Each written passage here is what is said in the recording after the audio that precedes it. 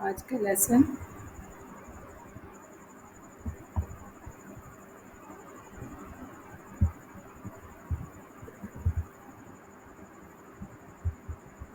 Okay, कल हम लोग एम्स गोल्स एंड ऑब्जेक्टिव हमने कर लिया था।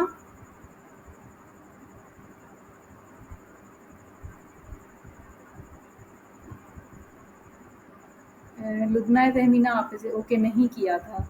तो चलें जी, हम एम्स गोल्स एंड ऑब्जेक्टिव्स को डिटेल से देखते हैं कि एम्स गोल्स और ऑब्जेक्टिव्स क्या होते हैं। ठीक है, एम सिंपली जो है वो जनरल स्टेटमेंट्स होती हैं। ठीक है, एक जनरल टर्म है ये, that provides direction and identify an intention to act. ठीक है, ये सिंपल एक पर्पसफुल स्टेटमेंट्स होती है। जनरल हमारा जो एम वो है, इंटेंशन है, उसको शो करती है। अब एम्स में एम्स गोल्स एंड ऑब्जेक्टिव्स को अगर आप देखें तो ये सिंपल वो टर्म्स हैं जो कि हम अचीव करना चाहते हैं। ठीक है, वो टारगेट्स हैं जो हम अचीव करना चाहते हैं। इनके मीनिंग्स देखें तो मिलते जुलते हैं। ठीक है, लेकिन इनमें जो डिफरेंस है वो इनकी आपस का जो रिलेशन है वो इनके ड्यूरेशंस का है। ठीक है, वो कैसे, एम्स जो हैं, एम्स नेशनल लेवल होते हैं, ब्रॉडर होते हैं और मोस्ट जनरल। ठीक है, ये इंटेंशंस होती हैं, एम कहलाती हैं। नेशनल लेवल पर जो भी हमारी एम्बिशंस हैं वो चीज़ें एम्स कहलाती हैं।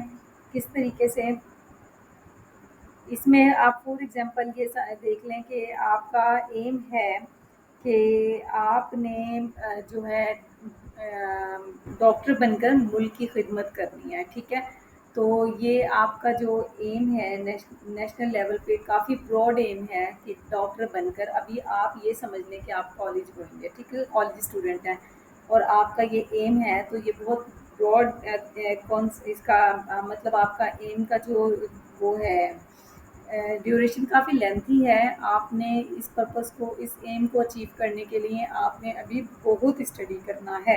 तो इस टाइप का ब्रॉडर जो आपका स्टेटमेंट होगी वो एम्स कहलाती हैं।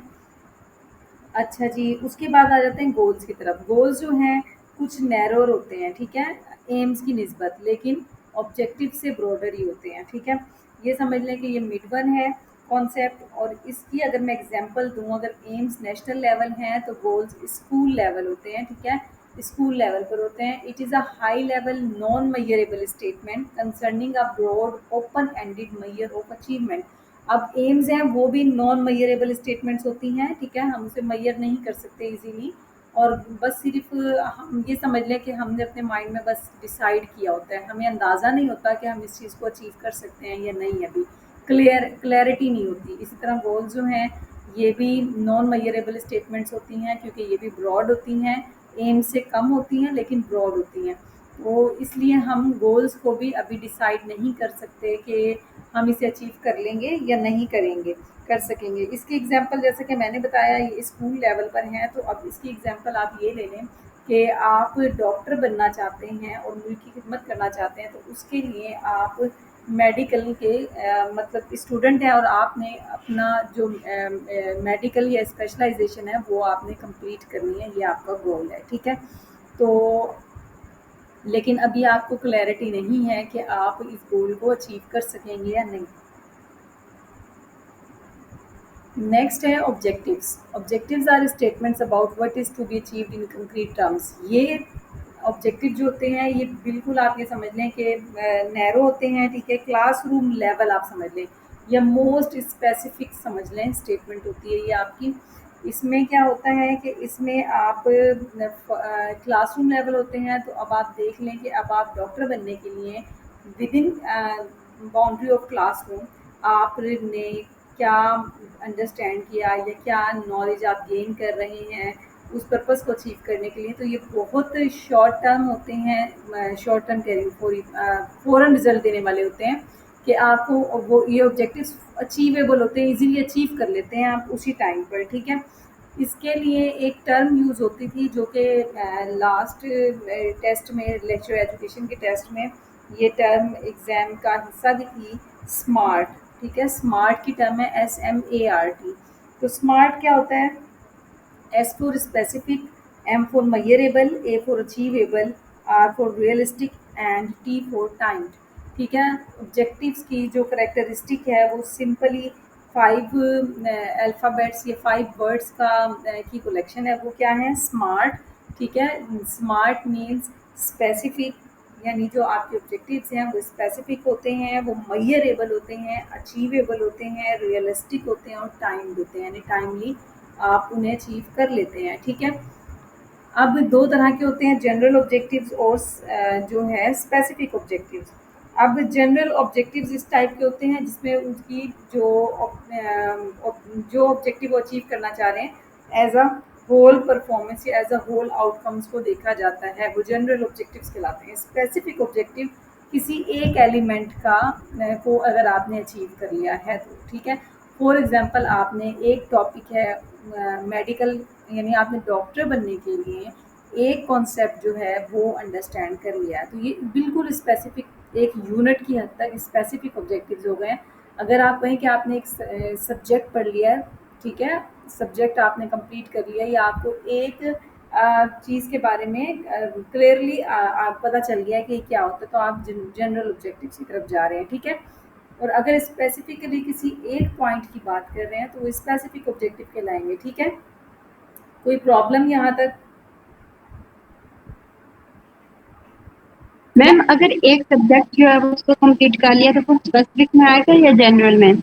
जनरल में आएगा। अब मैं आपको बताती हूँ, एक सब्जेक्ट कंप्लीट किया तो वो कम्बिनेशन ऑफ यूनिट्स होता है ना, कम्बिनेशन ऑफ डिफरेंट टॉपिक्स होता है, तो वो स्पेसिफिक तो नहीं हुआ, वो तो और डायरेक्शंस में भी जा रहा होता है। एक चैप्टर किसी से रिलेटेड है तो एक चैप्टर किसी से रिलेटेड है। ठीक है, अगर आप specifically one unit one aspect की बात करेंगे तो स्पेसिफिक ऑब्जेक्टिव है। ठीक है, उसके अलावा अब मैं आपको एग्जांपल दूं कि अगर आप ओवरऑल ब्लूम टेक्सोनोमी की बात करें, उसमें कॉग्निशन, अफेक्शन और साइकोमोटर, ठीक है, इन 3 चीज़ों की बात करें, तीनों की ओवरऑल, तो वो जनरल ऑब्जेक्टिव हो जाएंगे। ठीक है, अगर इनमें से किसी एक एस्पेक्ट, यानी आप सिर्फ कॉग्निशन जो लेवल है उसको चेक करना चाह रहे हैं या आप उसकी यूज़र की साइकोमोटर स्किल्स को देखना चाह रहे हैं, तो वो स्पेसिफिक ऑब्जेक्टिव्स हो जाएंगे। ठीक है, यस मैम, जज़ाकल्लाह। ओके, और एम्स, गोल्स एंड ऑब्जेक्टिव्स के आप सीक्वेंस को भी जहन में रखिएगा। इसके सीक्वेंस को जहन में रखने के लिए एगो, ठीक है, AGO, एगो, इस तरीके से आपको कभी मिक्सअप नहीं होंगे कि जो फर्स्ट वन एम है वो ज़्यादा ब्रॉडर है, देन गोल्स हैं एंड देन ऑब्जेक्टिव्स हैं। अच्छा जी, नेक्स्ट है फेजेस ऑफ करिकुलम। हमने फेजेस ऑफ करिकुलम को देखना है, बहुत सिंपल, बहुत इजी है। हमने स्टार्ट में स्मिथ के जो स्टेप्स थे 7, हमने उनको कल देखा था उनका कॉन्सेप्ट, तो ये सेम अब आप देखेंगे। अब फेजेस हो गए, चाहे कुछ भी करिकुलम डेवलपमेंट का जो पार्ट है, चीज़ें वो एक जैसी होंगी, ठीक है, मिलती जुलती होंगी। ये आपके कॉन्सेप्ट्स को अंडरस्टैंड करने के लिए बहुत ज़रूरी हैं। अब सबसे पहले आप फेजेस ऑफ करिकुलम में प्लानिंग करते हैं, ठीक है, और प्लानिंग में आप क्या चीज़ें कर रहे होते हैं? प्लानिंग में वो काम कर रहे होते हैं जो आप उधर स्टेजेस में स्मिथ वाली में कर रहे थे कि आइडेंटिफाई ऑफ नीड्स कर रहे थे। ठीक है, उसके बाद फार्मूलेट किया था, तो वही जो बेसिक स्टेप्स हैं वो यहाँ प्लानिंग के अंदर आ रहे हैं। अब यहाँ फेजेस जो हैं 4 बता दिए हैं। ठीक है, उनके अंदर जो सब टाइप्स हैं वो इन्होंने वो ही वाले स्टेप्स को डिटेल में बताया हुआ है। Planning, number 2 content and methods, number 3 implementation, number 4 evaluation and reporting. अब हम देखते हैं प्लानिंग में, एक्चुअल में प्लानिंग वाले फेज में क्या होता है। प्लान वाले फेज में सबसे पहले आप नीड्स को आइडेंटिफाई करते हैं कि आपकी नीड्स क्या हैं सोसाइटी की, ठीक है, जो कि आपको करिकुलम में इंक्लूड करनी चाहिए। उसके बाद आप जो है एक डेवलपमेंट टीम जो है उसको मतलब सिलेक्ट करते हैं कि ये टीम जो है ये वर्क करेगी करिकुलम डेवलपमेंट की फील्ड में। ठीक है, फॉर्म अ डेवलपमेंट टीम। उसके बाद कंडक्ट नीड असेसमेंट। अब आप उस जो आपने नीड्स आइडेंटिफाई की हैं, आप उनकी असेसमेंट करेंगे। असेसमेंट डिफरेंट वेज में, डिफरेंट तरीक़ों से आप करेंगे। ये चेक करने के लिए कि जो नीड्स आप लोगों ने आइडेंटिफाई की हैं क्या वाक़ई में ही वो हिस्सा हैं इनका, वो नीड एक्चुअल हैं, एक्चुअल में यही नीड है किस तरह पता करेंगे? फॉर एग्ज़ाम्पल आप सर्वे करेंगे, लोगों से पूछेंगे कि क्या-क्या नीड्स हैं, तो तब आपको क्लियर हो जाएगा कि हाँ जी, नीड असेसमेंट कंप्लीट हो जाएगी कि जी ये नीड बिल्कुल एक्चुअल है और इन्हीं पर हमने करिकुलम डिज़ाइन करना है। देन सेकंड फेज पे आ जाएंगे कंटेंट एंड मेथड। अब यहाँ पर कंटेंट और मेथड्स का काम होगा, ठीक है? वो कैसे? स्टेट इंटेंडेड आउटकम, यानी आपके जो ऑब्जेक्टिव्स हैं, ठीक है, जो आप अचीव करना चाह रहे हैं, आप उनको उनको नोट कर लेंगे। फिर उन्हीं की बेस पे आप कंटेंट को सिलेक्ट करेंगे। डिज़ाइन यहाँ पर वो जो आपने एक्सपीरियंसेस पढ़ा था कि वो सिलेक्ट और ऑर्गेनाइज करेंगे, तो सेम वही चीज़ यहाँ आ जाएगी, डिज़ाइन एक्सपीरियंशियल मेथड। यानी यहाँ पर वो जो कंटेंट आपने सेलेक्ट किया उनसे रिलेटेड जो आपके लर्निंग एक्सपीरियंसेस हैं उनको भी डिज़ाइन करेंगे, ठीक है? उनको सेलेक्ट भी करेंगे और ऑर्गेनाइज भी करेंगे। ये सेम वही चीज़ है। अब थर्ड जो फेज़ है वो इम्प्लीमेंटेशन का है। इम्प्लीमेंटेशन में प्रोड्यूस करिकुलम प्रोडक्ट।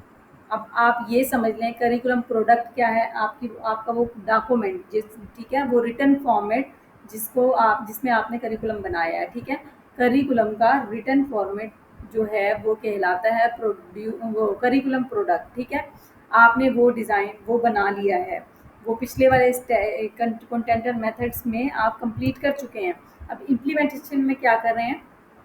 अब जो आपका करिकुलम प्रोडक्ट है आपने वो डिज़ाइन किया, उसके बाद टेस्ट एंड रिवाइज करिकुलम, जो करिकुलम आपने डिज़ाइन कर लिया अब आप उसको टेस्ट करके देख रहे हैं। देन अगर कोई कमी कोताही रह गई तो अगेन उसको रिवाइज करेंगे, ठीक है, इम्प्लीमेंटेशन स्टेप में। उसके बाद ये स्टूडेंट्स इतना लेट क्यों ज्वाइन कर रहे हैं? उसके बाद इम्प्लीमेंट करिकुलम, ठीक है, sorry, recruit and train facilitator. Facilitator वो लोग होते हैं जो करिकुलम डेवलपमेंट में करिकुलम को इम्प्लीमेंट करने में हेल्प आउट करते हैं। इसमें वो आप समझ लें टीचर्स जो हैं वो फैसिलिटेटर हैं जो स्कूल्स में उस करिकुलम को इम्प्लीमेंट करने में हेल्प आउट करते हैं। तो इसलिए यहाँ पर आप ये माइंड में बिठा लें कि यहाँ पर रिक्रूट एंड ट्रेन फैसिलिटेटर से मुराद यही है कि न्यू टीचर्स को जिन्होंने वो करिकुलम इम्प्लीमेंट करना है उन्हें रिक्रूट किया जाएगा, देन उनकी ट्रेनिंग की जाएगी, ठीक है? आप जिस तरह इंडक्शन ट्रेनिंग्स होती हैं जॉब्स में आने के बाद, तो ये उसी टाइप की चीज़ है, ठीक है? इस फेज़ में जो है फैसिलिटेटर को रिक्रूट किया जाएगा और उन्हें ट्रेन किया जाएगा और एट द एंड आप इम्प्लीमेंट कर देंगे करिकुलम को। नेक्स्ट फेज़ में क्या होगा? Evaluation and reporting. यहाँ पर आप जो है इवैल्यूएशन स्ट्रेटजीज़ डिज़ाइन करेंगे कि आपने किस तरीके से जो करिकुलम के रिजल्ट्स हैं उनको इवैल्यूएट करना है। अब फॉर एग्जांपल 8th क्लास का करिकुलम है, उसकी इवैल्यूएशन के लिए आजकल वो चली हुई है, एलएसए चला हुआ है और एसबीए चला हुआ है, school based assessment, large scale assessment. ये स्ट्रेटजीज़ हैं इवैल्यूएशन के लिए। उसकी बेस पे ये देखते हैं कि जो रिजल्ट्स रहा है स्टूडेंट का वो इस करिकुलम को फॉलो करके क्या रहा है, परफॉर्मेंस क्या रही है। देन वो करिकुलम को अगेन कोशिश करते हैं फिर उसी के मुताबिक चेंज लाने की, ठीक है? और एट द एंड जो है रिपोर्टिंग एंड सिक्योरिंग रिसोर्सेज, जो भी रिसोर्सेज यूज़ किए थे, जो काम भी हुआ था उन सबको उनकी उसकी एक रिपोर्ट तैयार कर लेते हैं और वो सेव कर लेते हैं फॉर फ्यूचर यूज़, ठीक है? क्लियर है ये फेजेस?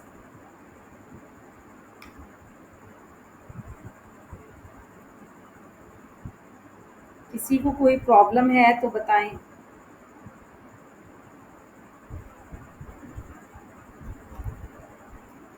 मैम क्लियर है। ओके। अच्छा जी, ये हम लोगों ने पढ़ा था असेसमेंट एंड इवैल्यूएशन में भी कि कैटेगरीज ऑफ करिकुलम डेवलपमेंट। हमने 2 कॉन्सेप्ट पढ़े थे, प्रोडक्ट मॉडल और प्रोसेस मॉडल, ठीक है?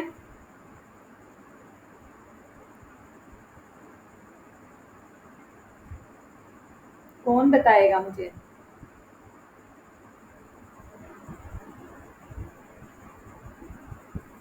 आज पता है मेरे साथ क्या हो रहा है? मुझे जमाइयाँ आ रही हैं। प्रोडक्ट और प्रोसेस मॉडल मुझे कौन बताएगा?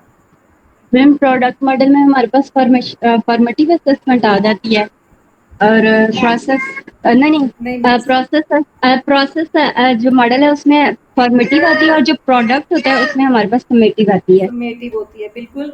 और मैंने आप लोगों को ये बताया था कि इवैल्यूएशन का जो प्रोसेस है वो इन 2 पे ही बेस करता है, ठीक है? प्रोडक्ट ओरिएंटेशन, वहाँ पर ओरिएंटेशन की टर्म यूज़ हो रही थी, यहाँ मॉडल है। करिकुलम डेवलपमेंट का, ठीक है, प्रोडक्ट मॉडल और प्रोसेस मॉडल। जब तक करिकुलम डेवलपमेंट हो रही है और उसके दरमियान किसी भी किस्म की हम इवैल्यूएशन कर रहे हैं तो वो प्रोसेस मॉडल कहलाएगा। और अगर at the end curriculum design हो गया है और उसके बाद हम उसके जो रिजल्ट्स हैं उसको इवैल्यूएट कर रहे हैं तो वो प्रोडक्ट मॉडल कहलाएगा, ठीक है।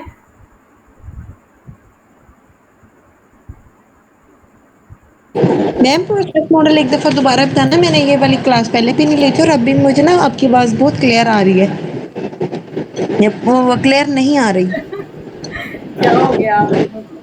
अच्छा जी, मैं परेशान हो गई थी कि क्या कहना चाह रही हैं, क्लियर आ रही है। हाँ जी, नहीं वो क्लियर नहीं आ रही। वो मेरे ना शायद मेरी तरफ से कोई इश्यू है, वो कट के आ रही है वॉइस। Okay, okay. अच्छा जी, मैं बताती हूँ, मैंने प्रोडक्ट मॉडल हमने जो असेसमेंट में क्लास में पढ़ा था वो प्रोडक्ट ओरिएंटेशन और प्रोसेस ओरिएंटेशन पढ़ा था। तो प्रोसेस ओरिएंटेशन थी, जिस तरह आप फॉर्मेटिव को डिफाइन करते हैं तो आप पढ़ते हैं ड्यूरिंग द लर्निंग प्रोसेस, ठीक है। कोई भी असेसमेंट जो कि लर्निंग प्रोसेस के दरमियान में हो वो क्या कहलाती है, फॉर्मेटिव असेसमेंट कहलाती है। तो वो ड्यूरिंग द लर्निंग प्रोसेस है तो वो चीज़ प्रोसेस ओरिएंटेशन कहलाती है। इसी तरह करिकुलम डेवलपमेंट में करिकुलम डेवलप करते हुए आप दरमियान में टाइम टू टाइम बार बार जो है वो चेक करके देख रहे हैं, इवेलुएट करके देख रहे हैं कि जो आप काम कर रहे हैं वो सही चल रहा है नहीं, तो वो प्रोसेस मॉडल कहलाएगा उस करिकुलम का, ठीक है। ठीक है, how learning develop over time, यानी time to time over time आपका जो लर्निंग है या आपका करिकुलम है वो डेवलप सही हो रहा है या नहीं हो रहा, ठीक है। इसी तरह प्रोडक्ट ओरिएंटेशन थी असेसमेंट में, उसका मतलब ये था कि एट द एंड जो है आप इवेलुएट करते हैं, जब आपके आउटकम या रिजल्ट निकल आता है तो at the end summative evaluation भी होती थी, इसलिए वो प्रोडक्ट ओरिएंटेशन कहलाती थी, समेटिव। प्रोडक्ट को टर्म्स कंप्यूटर टर्म में या इंजीनियरिंग टर्म में जो है आउटकम या रिजल्ट कहा जाता है, ठीक है। आपको पता है कोई भी प्रोडक्ट तब प्रोडक्ट कहलाती है जब वो यूज़ करने के काबिल हो जाती है। तो इसका मतलब ये हुआ कि यहाँ भी करिकुलम डेवलपमेंट की बात हो रही है प्रोडक्ट मॉडल की, तो इसका मतलब है यहाँ पर उस आप एट द एंड वाले रिजल्ट्स पे फोकस है, ठीक है। जब पूरा तैयार हो गया है करिकुलम बनकर उसके बाद की बात हो रही है, ठीक है। तो ये प्रोडक्ट मॉडल यहाँ पर समेटिव को शो कर रही है, क्लियर है। Yes ma'am. हाँ जी, नेक्स्ट हमारा है फाउंडेशंस ऑफ करिकुलम। तो सबसे पहले हम ये देखते हैं फाउंडेशंस क्या होती हैं। फाउंडेशन एक बेस होती है, ठीक है। A basis upon which something stands, ठीक है। तो एक ऐसी बेस जिस पे करिकुलम जो है, करिकुलम की जो बुनियादें हैं वो क्या हैं बेसिकली, ठीक है। Philosophical foundation, sociological foundation, psychological foundation और हिस्टोरिकल फाउंडेशन। अब हम फिलोसफिकल अगर फाउंडेशन को देखें तो अच्छा एक और अगर, हाँ, फिलोसफिकल फाउंडेशन का ही मैं बता देती हूँ। फिलोसफिकल अगर फाउंडेशन को देखें तो फिलोसफी जो है वो हमारा जो पर्सनल सिस्टम है उसको हैंडल करने में हेल्प आउट करती है। पर्सनल सिस्टम में हमारे बिलीव्स, हमारी वैल्यूज़, ठीक है, ये चीज़ें आ जाती हैं। यानी इसमें हमारा जो ये है कि how we perceive the world, ठीक है, अराउंड अस। और उसके अलावा जो फिलोसफिकल फाउंडेशन फिलोसफी जो है उसमें व्हाट टाइप के क्वेश्चंस होते हैं, व्हाट, ठीक है। For example what is important, ठीक है, what is important to us, ठीक है, व्हाट इज़ द रियलिटी, इस टाइप के क्वेश्चंस जो होते हैं व्हाट टाइप के क्वेश्चंस वो फिलोसफी में इंक्लूड होते हैं। इसमें जितने भी हमारे अनक्लियर और कंफ्यूज्ड बिलीव्स होते हैं वो सारे जो हैं फिलोसफिकल फाउंडेशंस के वो करिकुलम के थ्रू उन्हें क्लियर करने की कोशिश की जाती है। अब आपके एजुकेशन और फिलॉसफी जो है, वैसे तो आप फिलॉसफी ऑफ एजुकेशन का एक डिटेल्ड सब्जेक्ट पढ़ेंगे, लेकिन अगर मैं सिंपली बताऊं तो एजुकेशन और जो फिलॉसफी है उन दोनों का आपस में बहुत गहरा रिलेशन है, ठीक है। Education without philosophy is blind, ठीक है, and philosophy without education is invalid. ये लाइंस बेशक आप लिख लें, ठीक है। फिलॉसफी के बगैर एजुकेशन ये समझ लें कि ये ब्लाइंड है, ठीक है।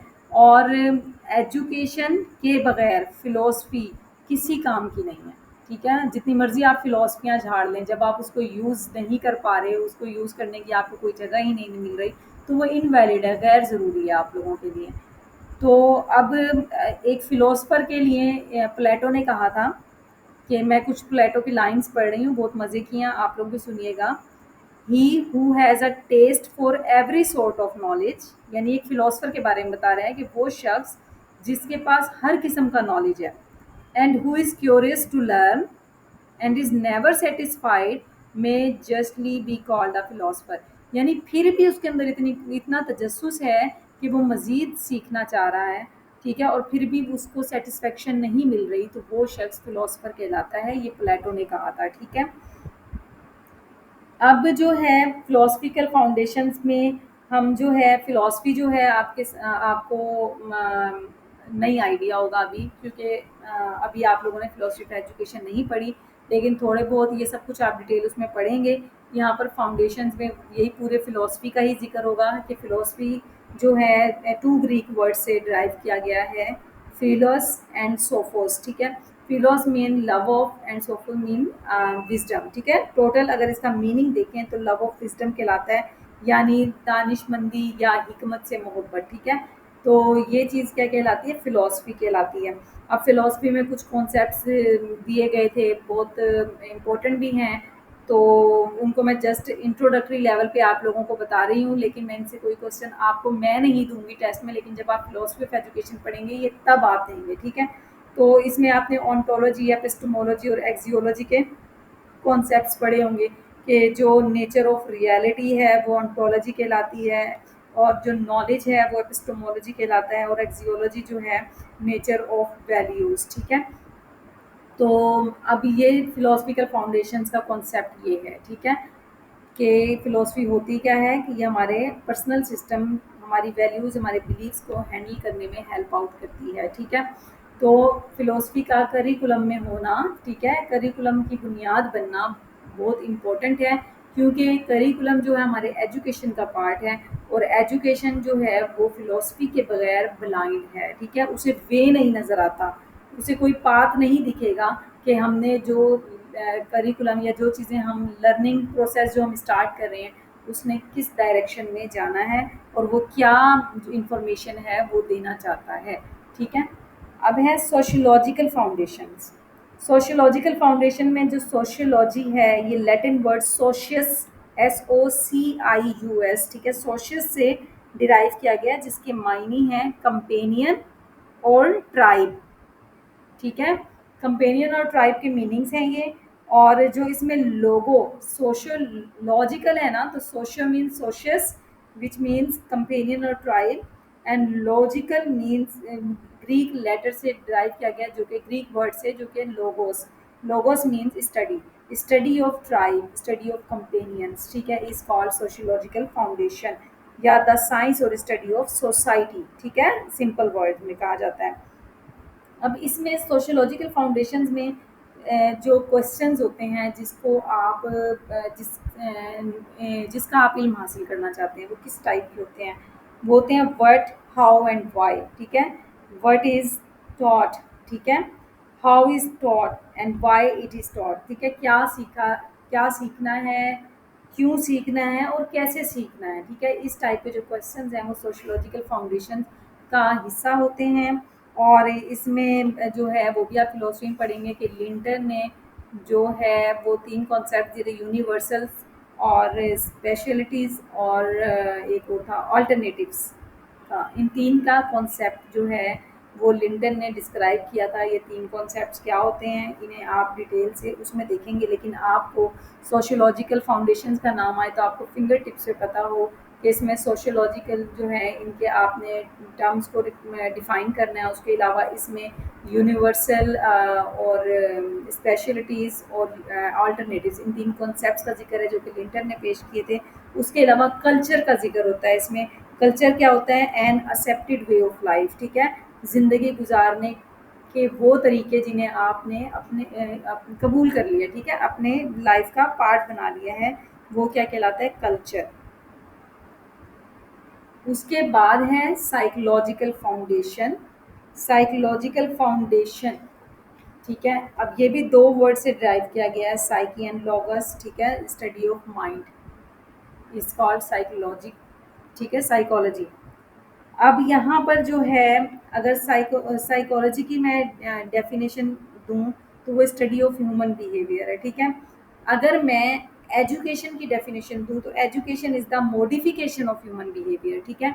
और इन दोनों को मिलाकर एजुकेशनल साइकोलॉजी अगर मैं बनाऊँ तो आप खुद अंदाज़ा लगाएं, study of human behaviour and the study and the modification of human behaviour is called educational psychology, ठीक है। दोबारा दोहरा रही हूँ, education is the modification of human behaviour, ठीक है, and psychology is the study of human behaviours. दोनों का कम्बिनेशन एजुकेशनल साइकोलॉजी कहलाता है, ठीक है। और इसमें जो क्वेश्चन होता है वो हाउ टाइप का होता है, ठीक है। हाउ टाइप के क्वेश्चंस होते हैं, कैसे कैसे करना है, ठीक है। उसके बाद जो है आगे हम देखते हैं हिस्टोरिकल फाउंडेशंस को। हिस्टोरिकल फाउंडेशंस क्या होती हैं? हिस्टोरिकल, इसमें जो हिस्टोरिकल टर्म है ये हिस्ट्री से निकली है, ठीक है। ग्रीक वर्ड हिस्टोरिया से ड्राइव किया गया है, हिस्ट्री को हिस्टोरिया, RIA, ठीक है। इसके मीनिंग है to know, to inquire, inquiry करना, किसी चीज़ को जानना, ठीक है।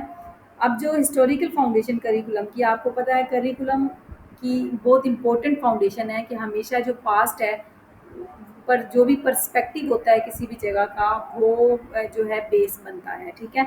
इसी तरह हिस्टोरिकल फाउंडेशन भी बहुत इम्पोर्टेंट फाउंडेशन है करिकुलम की, कि हमने अपने गुजरे हुए माजी से जो सबक हासिल किया है हम अब उस गलती को दोबारा ना दोहराने के लिए हम अपने हिस्ट्री को भी बेस बनाएंगे, ठीक है। तो इसमें जो है ये हेल्प आउट करता है हिस्टोरिकल जो टॉपिक्स या कॉन्सेप्ट्स होते हैं, ये स्टूडेंट को डिफरेंट इवेंट्स और डिफरेंट इश्यूज जो होंगे उनके अपनी सोसाइटी के, अपने कंट्री के, उनके पर्सपेक्टिव का पता चलता है स्टूडेंट को हिस्टोरिकल फाउंडेशंस के थ्रू, अगर हम इसे करिकुलम का पार्ट बनाएं, करिकुलम में शामिल करें, ठीक है। ये थे फाउंडेशंस ऑफ करिकुलम। बाकी मैं अजान की बात करवाती हूँ।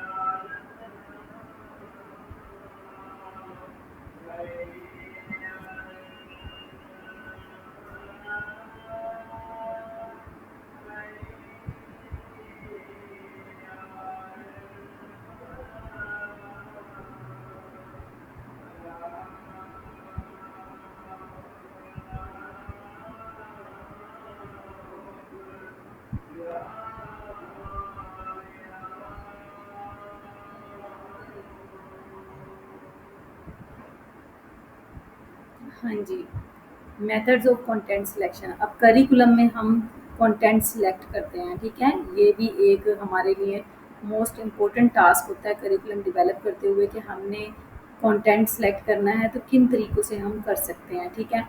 तो ये 4 इसके कॉन्सेप्ट्स हैं most important MCQs point of view से। जजमेंटल प्रोसीजर्स या judgemental method, experimental procedure, analytical procedure और कॉन्सेंसुअल प्रोसीजर्स। अब ये क्या होते हैं, ठीक है। अब इसमें हम देखते हैं जजमेंटल प्रोसीजर को। जजमेंटल प्रोसीजर जो होता है, इसमें कंटेंट जो सिलेक्ट करते हैं वो हम जजमेंट के बेस पे करते हैं, ठीक है।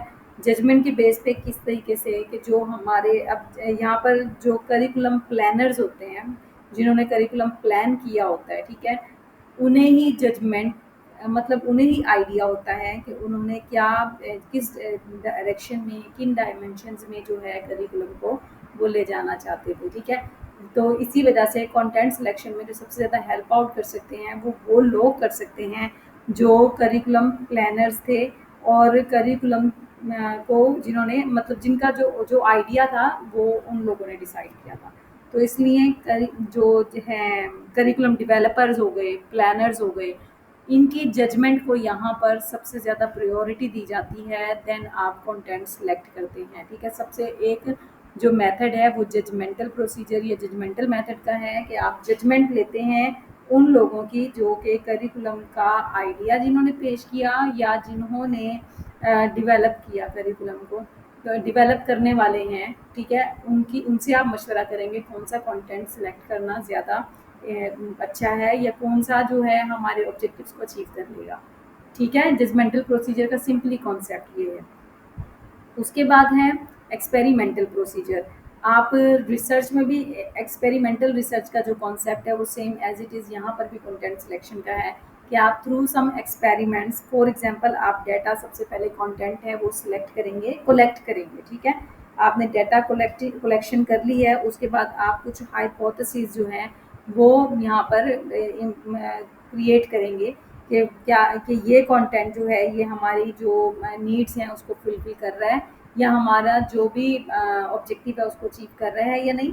और फिर उसकी बेस पे आप उस हाइपोथेसिस की बेस पे आप डाटा कलेक्शन करेंगे और उस डाटा को के जो भी आउटपुट या रिजल्ट्स आएंगे वो उसकी बेस पे आप डिसाइड करेंगे कि ये वाला कंटेंट हमने सेलेक्ट करना था, ठीक है। ये चीज़ कहलाएगी experimental procedure. Through some experiments आप कंटेंट सेलेक्ट करते हैं इसमें सिंपल वर्ड्स में, ठीक है। तो और एक्सपेरिमेंट करने के लिए सिंपली आपको हाइपोथेसिस क्रिएट करना होता है, तो उसी हाइपोथेसिस की बेस पे आप अपने ऑब्जेक्टिव्स जो हैं वो कंपेयर करते हैं और देन आप डिसाइड करते हैं कंटेंट काबिल है या नहीं है, ठीक है। Then analytical procedure.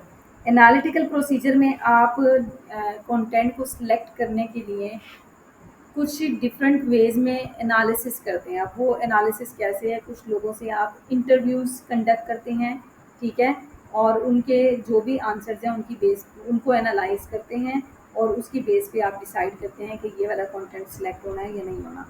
उसके अलावा जो है आप क्वेश्चनेयर्स फिल करवाते हैं, आप जो है डिफरेंट किस्म के जो हैं ऑब्जर्वेशन, ठीक है, ऑब्जर्व करने के लोगों को ऑब्जर्व करके आप कंटेंट की इम्पोर्टेंस का जो है अंदाज़ा लगा सकते हैं कि ये जो मैंने कंटेंट सेलेक्ट किया है इसकी ज़रूरत है सोसाइटी में, ठीक है। उसके अलावा जो है आप डिफरेंट जो है लिटरेचर है उसे रिव्यू करके भी डिसाइड कर सकते हैं कि फॉर एग्जांपल हमें जो लिटरेचर प्रीवियस लिटरेचर है वो हमें क्यों हेल्प आउट करेगा। वो हमें इसलिए हेल्प आउट करेगा कि अगर प्रीवियस स्टडीज़ में कहीं पर भी कोई कमी कोताही रही थी तो वो आपको हेल्प आउट करेगी कि आप अब उस गैप को फिल करेंगे, ठीक है। तो और फिर उस गैप को फिल करने के लिए आपने कौन सा कंटेंट चूज़ करना है ये आपको हेल्प आउट करेगा। Consensual procedures. कॉन्सेंसुअल प्रोसीजर्स क्या होते हैं? कॉन्सेंसुअल प्रोसीजर्स होते हैं कि आप कुछ लोगों की ओपिनियंस को यहाँ पर इम्पोर्टेंस देते हैं। अब ओपिनियन किन लोगों की?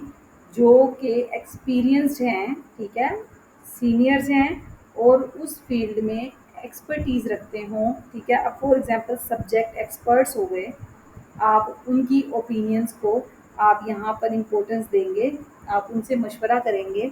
सब्जेक्ट एक्सपर्ट्स हो गए, अगर आप किसी मतलब फील्ड में किसी बिज़नेस की फील्ड में काम कर रहे हैं तो आप उनसे उन एक्सपर्ट से पूछेंगे। आप अगर एजुकेशन में करिकुलम डेवलपमेंट का काम कर रहे हैं तो आप इसमें टीचर्स, सब्जेक्ट एक्सपर्ट्स, उसके अलावा करिकुलम डेवलपर्स नहीं, वो जजमेंटल में आएंगे।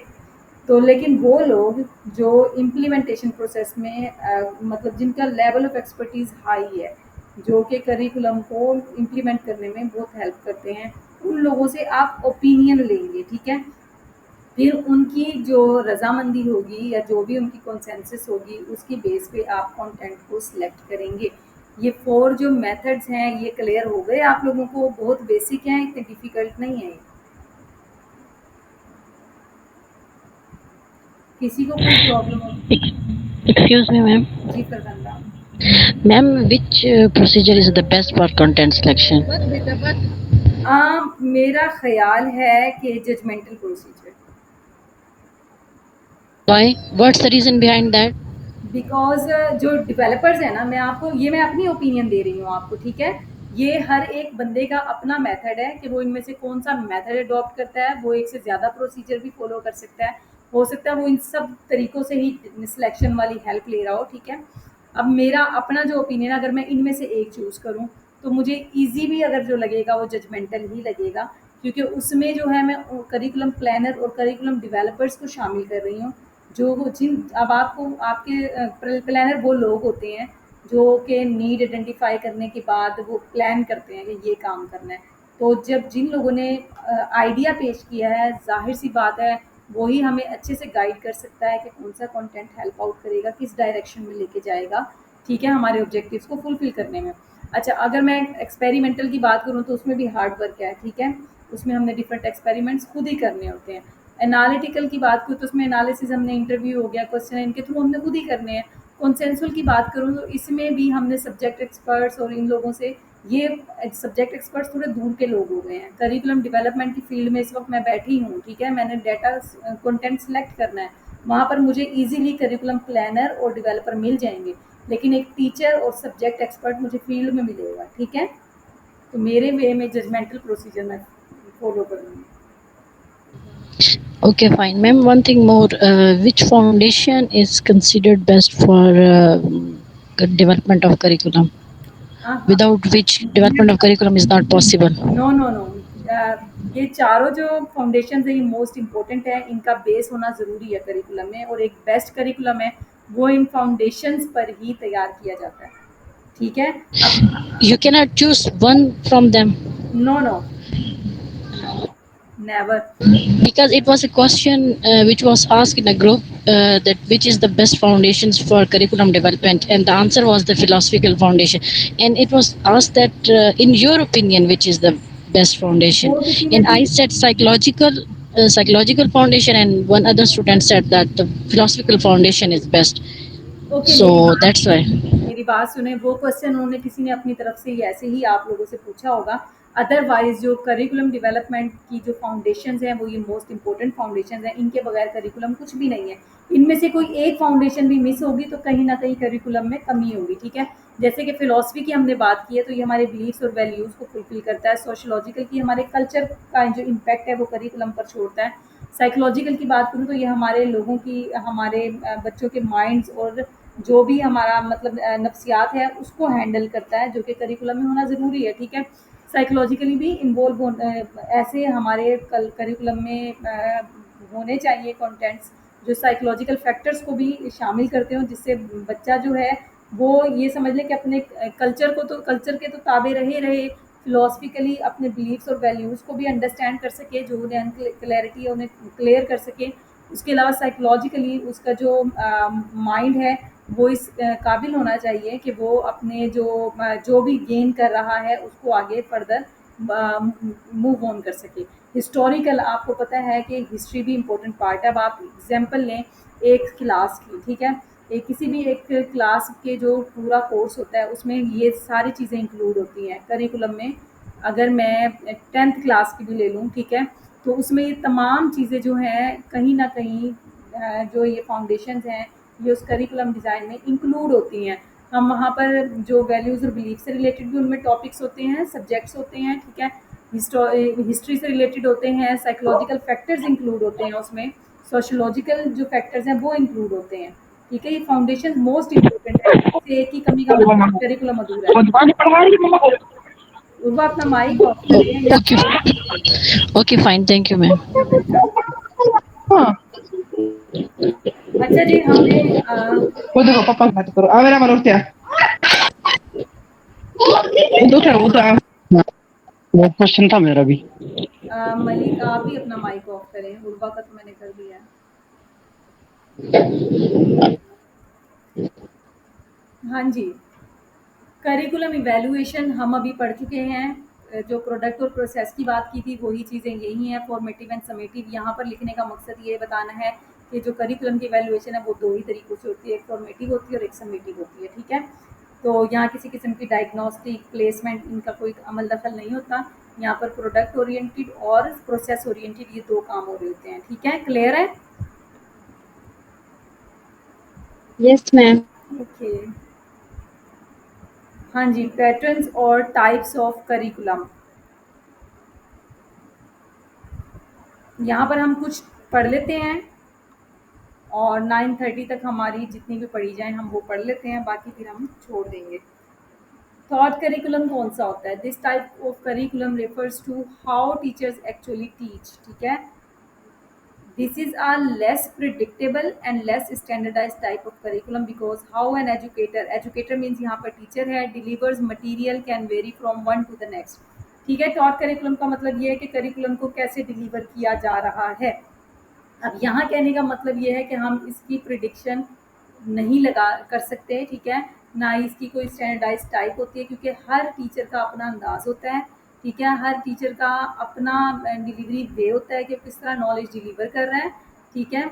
अब इसमें इन्होंने बताया कुछ एक्सपेरिमेंट्स या एक्टिविटी बेस करवा रहे होते हैं, कुछ डिमॉन्स्ट्रेशंस टाइप होती हैं, ठीक है। डिफरेंट वेज होते हैं टीचिंग मेथड के। तो टॉट करिकुलम का मतलब ये वो टाइप है जिसमें ये बताया जाए कि जो टीचर्स हैं वो कैसे टीच करते हैं सिंपली, ठीक है। ये MCQs पॉइंट ऑफ व्यू से जो ये टाइप्स हैं बहुत इंपॉर्टेंट हैं, आपको क्लियर होना चाहिए। टॉट करिकुलम मीन्स कि how teacher actually teach the students, ठीक है। सपोर्टेड करिकुलम सिंपली नाम से पता चल रहा है, बिल्कुल सिंपल है। वो करिकुलम जो आपको करिकुलम को इम्प्लीमेंट करने में हेल्प आउट करता हो या सपोर्ट करता हो। अब उसमें क्या चीज़ें आ जाती हैं? उसमें डिफरेंट बुक्स आ जाती हैं, ठीक है, गाइड बुक्स आ जाती हैं, आपके कुछ टेक्नोलॉजीज़ आ जाती हैं, टूल्स आ जाती हैं, फील्ड ट्रिप्स वगैरह की कोई भी ऐसी चीज़ जो आपको कोई भी टॉपिक डिलीवर करने में हेल्प आउट करे वो सपोर्टेड करिकुलम कहलाता है, ठीक है। अब कोई आपने लेक्चर देना है जी, आपको प्रोजेक्टर की ज़रूरत है, तो उस टाइम पे वो जो प्रोजेक्टर है वो सपोर्टेड का करिकुलम का काम कर रहा है, ठीक है, सपोर्टेड रिसोर्स का काम कर रहा है। तो यहाँ सपोर्टेड करिकुलम का मतलब ये है कि इसमें वो चीज़ें इन्वॉल्व होती हैं जो आपको आपके डिज़ाइन करिकुलम से हट कर आपको सपोर्ट कर रही होती है उस करिकुलम को इम्प्लीमेंट करने में। क्लियर है?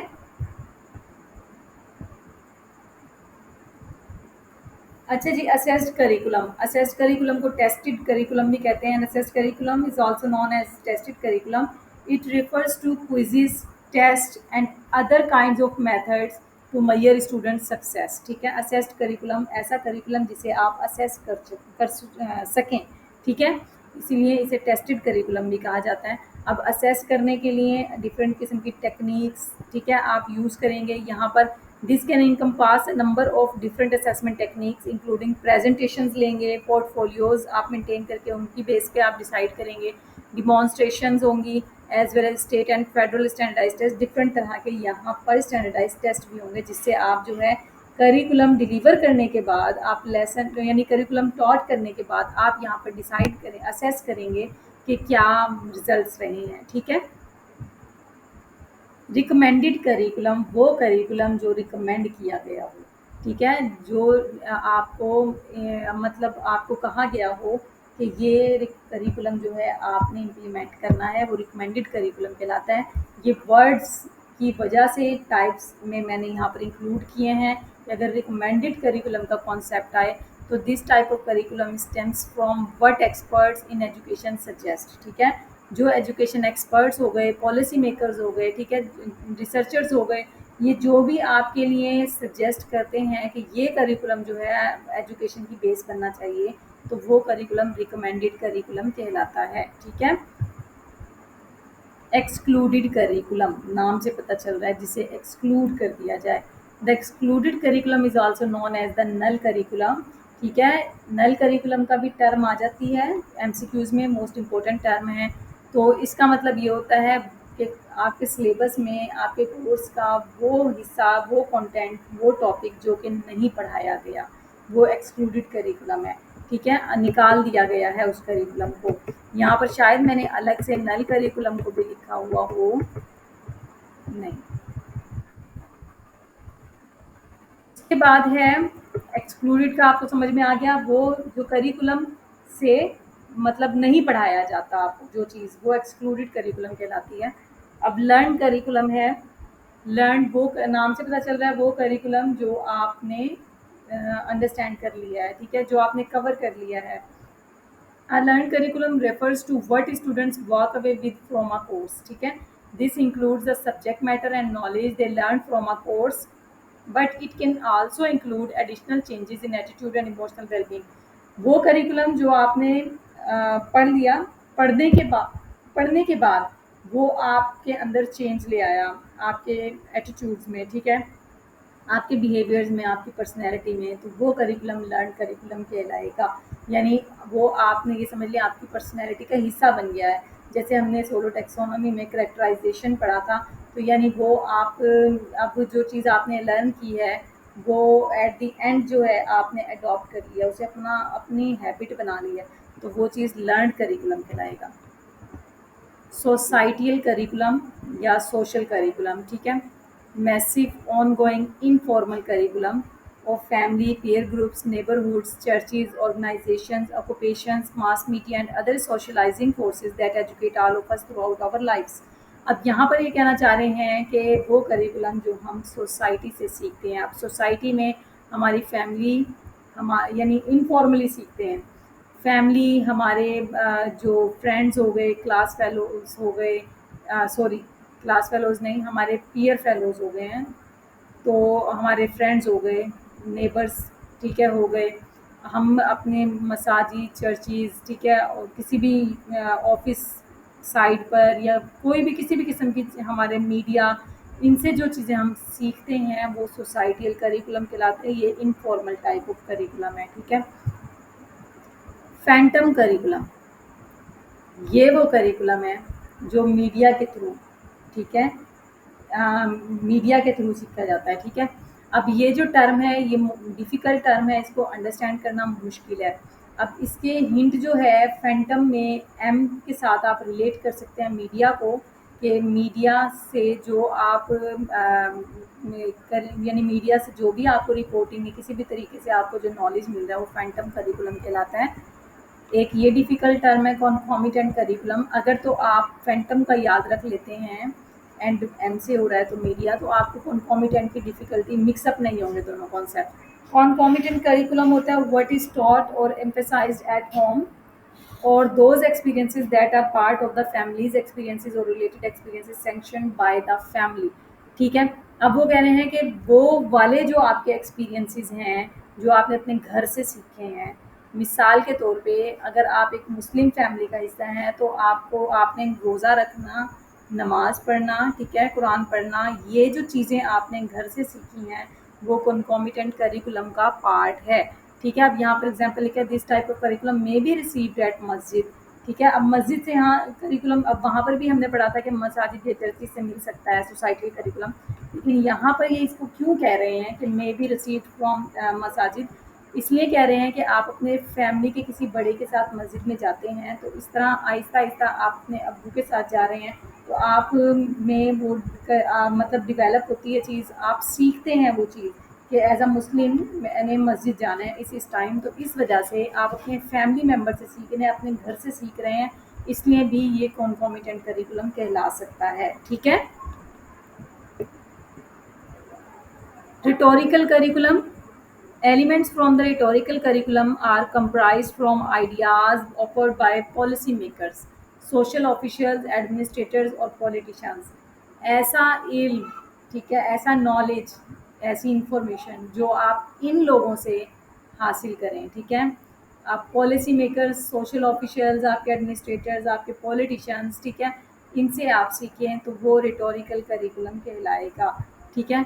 अब जिस तरह बिज़नेस की तरफ लोगों को ओपिनियन दी हमारे पॉलिटिशियन ने कि अपना कारोबार करें, ठीक है, तो वो जो अपना कारोबार करने वाला जो आइडिया उन्होंने लिया एक पॉलिटिशियन से, तो वो चीज़ रिटोरिकल करिकुलम का पार्ट बन गई, ठीक है, कि अब वो अपने उस कॉन्सेप्ट को यूज़ करते हुए जो है अपना जो है वो करेगा, अपडेट करेगा नॉलेज, ठीक है। बाकी डिटेल में लिखा हुआ है ये आप पढ़ लीजिएगा, लेकिन कॉन्सेप्ट आपका क्लियर होना ज़रूरी है, बाकी डिटेल्स की ज़रूरत नहीं है। करिकुलम इन यूज़, ये सिंपल वो करिकुलम है, ये फॉर्मल करिकुलम है। फॉर्मल करिकुलम हमेशा रिटन फॉर्म में होता है, ठीक है। और यहाँ पर अलग-अलग टर्म्स हैं, यहाँ पर 3 से 4 करिकुलम की टाइप्स कवर हो रही हैं। एक written curriculum, overt curriculum, formal curriculum, curriculum in use, ठीक है। अब रिटन और ओवर्ट मीन्स सेम, ठीक है। जो आपके डॉक्यूमेंट फॉर्म में हो, फॉर्मली कहलाता है वो इसलिए। और करिकुलम इन यूज़ का मतलब क्या है, जो आपके मतलब पढ़ाया जा रहा हो, जो आपके यानी इम्प्लीमेंट हो रहा हो, वो करिकुलम इन यूज़ होता है, ठीक है। It comprises those things in text books and content and concepts in the district curriculum guides. Curriculum in use is the actual curriculum that is delivered and presented by each teacher। जो हर teachers पढ़ा रहे हैं school के अंदर, वो curriculum in use कहलाता है। Received curriculum, those things that students actually take out of classrooms, ठीक है। जैसे जो अभी हमने पढ़ा था लर्न करिकुलम, ये सेम एज इट इज़ वही रिसीव्ड करिकुलम है। दोनों अगर किसी भी नाम से आए तो आपके माइंड में क्लियर हो कि जो यहाँ पर है अपनी क्लासरूम से बाहर तक भी जो सीखा हुआ लेके जा रहा है, those concepts and contents that are truly learned and remembered are called received curriculum, ठीक है। तो यहाँ पर लर्न की टर्म यूज हो गई है नीचे, तो लर्न करिकुलम और रिसीव्ड करिकुलम भी सेम थिंग है। ई करिकुलम और इलेक्ट्रॉनिक करिकुलम, ठीक है। नाम से पता चल गया होगा आपको कि एक ऐसा करिकुलम जो इलेक्ट्रॉनिक मीडिया के थ्रू आप जो है लर्न करें। Those lessons learn through searching the internet for information और through using e forms of communication. These types of curriculum may be either formal or informal। E forms of communication means कि आप Gmail, Yahoo, ठीक है, इस type की कोई भी जो कम्युनिकेशन का फॉर्मेट है वो यूज़ कर रहे हो, या मोबाइल मैसेजिंग या व्हाट्सअप, इसके थ्रू लर्निंग कर रहे हैं, ठीक है। अब ये जो हम लोग स्टडी कर रहे हैं हमारा इलेक्ट्रॉनिक करिकुलम का ही पार्ट है। These type of curriculum may be the formal और इनफॉर्मल, ठीक है। अब मैं आपको करवा रही हूँ तो ये किस्म का इनफॉर्मल वे है कुछ लर्न करने का। क्यों? क्योंकि हम और किसी भी रजिस्टर्ड ऑर्गेनाइजेशन से नहीं है, या कोई हमारा करिकुलम इस हमने खुद नहीं डिज़ाइन किया, ठीक है। और जो अगर फॉर्मल कैसे होगा, अगर अल्लामा इकबाल ओपन यूनिवर्सिटी वाले अपने पोर्टल के थ्रू ऑनलाइन लेक्चर्स दे रहे हैं या वर्चुअल यूनिवर्सिटी वाले दे रहे हैं, तो वो एक फॉर्मल करिकुलम कहलाएगा, क्योंकि वो एक रिकॉग्नाइज्ड, ठीक है, इदारा है, यूनिवर्सिटी है, तो इसलिए वो कहलाएगी फॉर्मल करिकुलम। ओके, क्लियर है? कोई प्रॉब्लम हो तो पूछें मुझसे। मुझे ऐसे लगता है जैसे एट द एंड और भी टाइप्स हो सकती हैं। नहीं, हाँ जी, किसी को कोई प्रॉब्लम है तो मुझसे पूछें। मैम जब आप पढ़ा रही होती हैं तब तो सारा समझ आता है, लेकिन जब टेस्ट होता है उसमें पता नहीं क्यों मिक्स हो जाता है। प्रैक्टिस, और दूसरा ये कि बार-बार आप लोग ये करेंगे। तहमीना आप क्या कह रही हैं? क्लियर नहीं है? नो मैम कह रही हैं। मैंने पूछा क्लियर है आपका, आया नो मैम। मैम फॉर्मल और इनफॉर्मल का बता दें। फॉर्मल होता है कि आप एक प्रॉपर रिकॉग्नाइज्ड, ठीक है, वे में आप काम कर रहे होते हैं, फॉर्मली वर्क कर रहे होते हैं। अगर आपका स्कूल में एडमिशन है और वो आप वहाँ पर पढ़ रहे हैं तो वो एक फॉर्मल वे ऑफ लर्निंग होगा, ठीक है। अगर आप किसी एकेडमी के थ्रू या किसी के घर ट्यूशन ऐसे ही जाकर पढ़ रहे हैं तो वो नॉन फॉर्मल होगा, सॉरी इनफॉर्मल होगा, ठीक है। मैम समझ आ गई। ओके, हाँ जी, क्या कहा है ग्रुप में? अच्छा, मुझसे इनसे पहले भी कोई कुछ पूछ रहा था कि हाँ, जब आप पढ़ाती हैं तो समझ आ जाती है, जब टेस्ट होता है तो पता नहीं क्या होता है। तो इसकी वजह ये है कि आप जो है मेरा पढ़ा रही हूँ मैं, तो आप क्वेश्चनिंग किया करें ज़्यादा से ज़्यादा, ठीक है, अपने कॉन्सेप्ट्स क्लियर करने के लिए। उसके बाद आप लोग खुद से भी बुक्स को भी स्टडी किया करें। मैंने आप लोगों को बताया है कि सिर्फ मेरे पढ़ाए हुए पर नहीं, आप फिर जो टॉपिक हमने पढ़े हैं, अभी तो बहुत थोड़े टॉपिक है ना जो एक दिन में हमने पढ़े हैं, आप अब इनसे रिलेटेड अपनी सर्चिंग स्टार्ट कर दें, बुक्स उठाएँ, उन बुक्स में इन टॉपिक्स को स्टडी करें और उनके कॉन्सेप्ट इस हद तक क्लियर कर लें, खुद से बातें करके, खुद से बातें किया करें। मतलब ये कि उस टॉपिक को अगर मिसाल के तौर पे अभी आप ये पढ़ के फ्री हुए हैं, अब रात को सोएँगे, क्वेश्चंस करने से टाइम वेस्ट होता है, ऐसा बिल्कुल नहीं होता। फरखंदा आप बताएँ, आप टाइम वेस्ट करती हैं? No, ma'am. This is very essential for concept clearing, and no question means there is a big question that why are you not asking a question? Yes. It means everything is clear or everything is not clear. बिल्कुल, मुझे भी idea होता है कि ये student जो है ये सीरियस होके मेरा लेसन सुन रहा था और क्वेश्चनिंग कर रहा है, तो इसका मतलब है वो क्रिटिकली थिंक कर रहा है, ठीक है। अच्छा, आप कह रही हैं, मैं आपका नाम दोबारा भूल गई, खैर मैं अहमद कह रही हूँ, अहमद ताहिर। आप कह रही हैं कि टाइम वेस्ट होता है, सिलेबस कवर नहीं होता, तो सिलेबस की टेंशन ना लें आप, ठीक है। सिलेबस कवर देखें, सिलेबस कवर ही अगर करने का मकसद होता तो वो तो आप घर बैठ के ना किसी भी बुक को कवर कर लेती हैं, उठाकर ऐसे ही रीड कर लेती हैं एक बार। तो फिलहाल जो सिलेबस कवर करने की जल्दबाजी है ना, वो ऐसे ही है जैसे हम बस एक बुक को सिर्फ ऐसे ही रीड आउट करके और बंद कर दिया हमने, ठीक है। असल मकसद जो है वो कॉन्सेप्ट्स क्लियर करना है। और सीरियसली बताऊँ, मुझे बहुत दुख होता है, हम इतनी मेहनत से टेस्ट तैयार करते हैं। मैं यकीन करें, मैं इतनी मेहनत से मैं टाइम लगाती हूँ मैं उस टेस्ट को डिज़ाइन करने में कि अच्छे से अच्छा टेस्ट हो। और जो टेस्ट में थोड़ी बहुत मिस्टेक्स होने की वजह भी यही है कि वो हमने अपने हाथों से तैयार किया होता है, हमने कहीं से उठाया नहीं होता। तो हम भी ह्यूमन बीइंग हैं, तो जल्दी में टाइम, ज़ाहिर सी बात है, फैमिली है, घर है, छुट्टियां हैं, तो इसलिए भी वो थोड़ा सा कोई ना कोई एमसीक्यूज़ या कहीं ना कहीं कुछ मिस्टेक्स रह जाती हैं। अगर बने बनाए उठाती तो शायद इतने प्रॉब्लम्स मुझे ना होते, मुझे आंसर्स इजीली मिल जाते। तो उसके बावजूद सिर्फ चंद एक लोग, यकीन करें 7 से 8 लोग, आप, मेरा ख्याल है 26 के करीब स्टूडेंट्स हैं, 7 से 8 लोग जो हैं वो अटेम्प्ट करते हैं टेस्ट। तो खैर हम लोग तो कुछ नहीं कह सकते, आप लोगों की मर्ज़ी है।